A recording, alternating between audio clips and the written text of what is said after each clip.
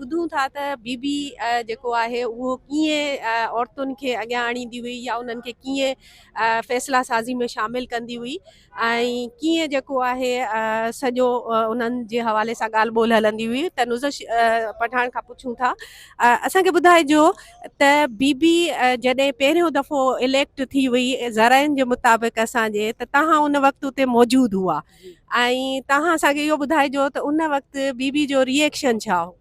ऐं सम्झां थी बेनज़ीर साहिबा जो रिएक्शन उहो ई हो जेको उन वक़्तु पूरे ख़िते जी ख़वातीन जो हो, त फस्ट वुमेन प्राइम मिनिस्टर मुस्लिम मुल्क जी थी पे। ऐं उन खां अलावा हिकिड़ी बहादुर हिकिड़ी स्ट्रगल कंदड़ ख़ातून खे पंहिंजी उहा जॻह मिली हुई जंहिं जॻह जे लाइ असां सभिनी जदोजहद कई हुई। बेनज़ीर भुट्टो साहिबा जा ख्वाब तमामु घणा हुआ ऐं ख़ासि करे empowerment of women J matter ते बेनज़ीर साहिबा बिल्कुलु खुली ॻाल्हाईंदी हुई असां सां। ऐं अॼु जेको बि तव्हां औरत खे ॾिसो था न मज़बूत, या अॼु जेको तव्हांखे अजरक पई आहे, पढ़ियल लिखियल मायूं किथे अजरक एॾियूं पाईंदियूं हुयूं, ॿहिराड़ी जी मायुनि सां लाॻापियल हूंदो त ॿहिराड़ी माई, पर अॼु जेका पढ़ियल लिखियल माई फ़ख्र सां अजरक पाए थी, उन में बेनज़ीर साहिबा जो कंट्रीब्यूशन आहे। अच्छा, जॾहिं ज़ाहिरा बेनज़ीर कई हवालनि सां तव्हां सां गॾु वेहंदी बि हूंदी ऐं डिस्कशन बि थींदा हूंदा ऐं तव्हां ॾाढा पुराणा जेके आहियो कारकुन बि रहिया, पोइ वरी जेको आहे ऐवान में मुंतख़िब थी आया, त उन हवाले सां ॿुधाइजो त बीबी जेको आहे जेकी शयूं हूंदियूं हुयूं या जेकी इवन पाण अगरि करप्शन जी ॻाल्हि कयूं त उन हवाले सां हू कीअं जेको आहे उहो माण्हुनि खे उथारे ऐं सवाल पुछंदी हुयूं, चाहे उहो औरत हुजे या मर्द हुजे? बेनज़ीर साहिबा जी क़यादत ते त को शक कोन्हे। ऐं बेनज़ीर साहिबा खे मूंखे बेनज़ीर भुट्टो साहिबा चवंदी हुई त तूं मुंहिंजी अखियूं बही ऐं तूं मुंहिंजो कनु बही, तूं आऊं बेनज़ीर साहिबा खे सां ॻाल्हियूं कंदीसि ऐं उन में सच ॿुधण जी ताक़त हुई। ऐं बेनज़ीर साहिबा खे अगरि असीं का अहिड़ी माण्हू जे लाइ ॿुधाईंदा हुआसीं त हीअ करप्शन थी रही आहे, हीअ थी रही आहे, त बीबी उन ते एक्शन खणंदी। ऐं तव्हां पोइ ॾिठो हिकु दफ़ा त 88 में त बेनज़ीर साहिबा पूरी साईं कामिली शाह जी गवर्नमेंट ई तब्दील करे छॾी कंप्लेंट्स ते। सो बेनज़ीर भुट्टो साहिबा सच चवंदी हुई ऐं सच ॿुधंदी बि हुई। अला करे असांजी मौजूदा क़यादत में बि मूंखे लॻंदो आहे गुण पंहिंजो बिलावल भुट्टो साहिब में। अच्छा, तव्हां छा सम्झो था अगरि असीं भुट्टो एरा जी ॻाल्हि कयूं, भुट्टो एरा खां बेनज़ीर खां पोइ पाण बिलावल ताईं अचूं था, त तव्हां छा था सम्झो त बिलावल में तव्हांखे बीबी जूं उहे ख़ूबियूं नज़र अचनि थियूं? बिल्कुलु मूंखे बिलावल साहिब खे त जेकॾहिं आउं अखियूं बंदि कयां त मूंखे लॻंदो आहे त बेनज़ीर पाण पई ॻाल्हाए।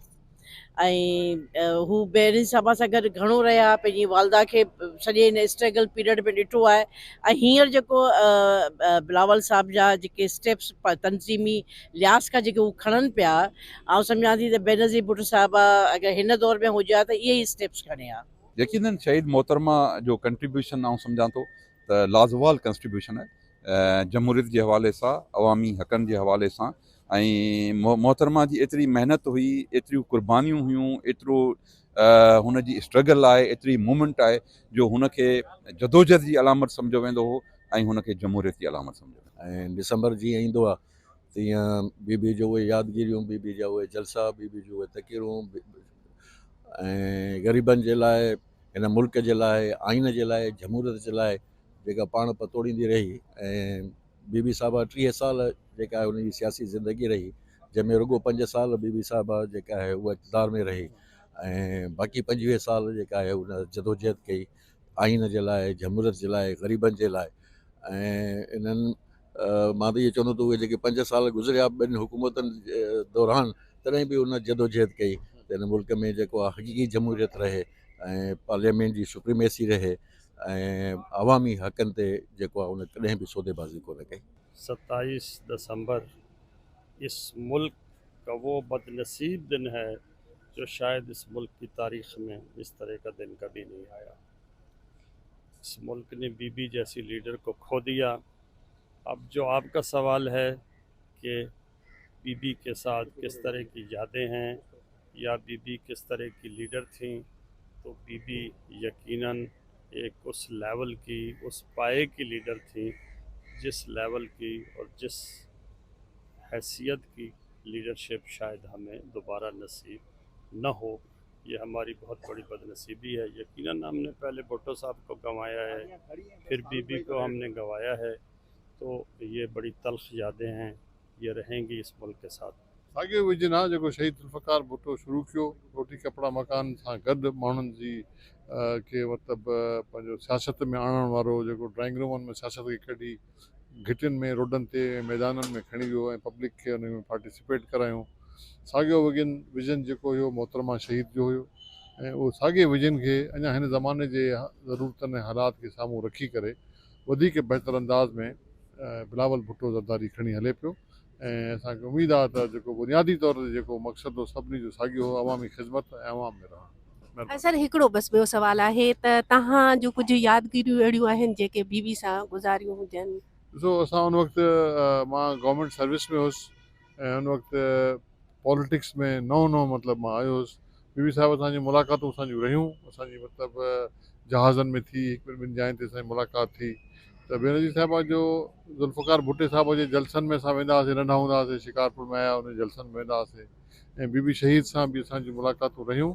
ऐं जॾहिं वज़ीर आज़म थी आई त मां डिप्टी कमिश्नर लाड़काने जो, ऐं पहिरीं मुलाक़ात मुंहिंजी हुते थी जॾहिं असां हुनखे रिसीव कयोसीं। जॾहिं कराची में आई हिते, मां हुन वक़्तु असिस्टेंट कमिश्नर हुयुमि, असां हुनखे रिसीव कयोसीं बिलावल हाउस ते। ऐं पोइ वरी कुझु अरसे खां पोइ प्रमोट थी लाड़काणे वियुमि त उते आयूं उहे, उते हुन सां मुलाक़ातूं असांजूं थींदियूं रहियूं हुते शहीद सां। त उहे यादूं आहिनि असांखे बिल्कुलु पंहिंजे ज़हन में आहिनि। ऐं हुनजा जेको उन वक़्तु जा इक़ामात हुया माण्हुनि जे लाइ, या जेके बि उनजो माण्हुनि सां जेको बिहेवियर हो पब्लिक जो, टोटली अवामी बिहेवियर हो। ऐं मतिलबु माण्हुनि सां हुनजो रख रखाव पार्टी वर्करनि सां, उहो यादगार उहे शयूं आहिनि जेके माण्हू हाणे उहो मिस थो करे।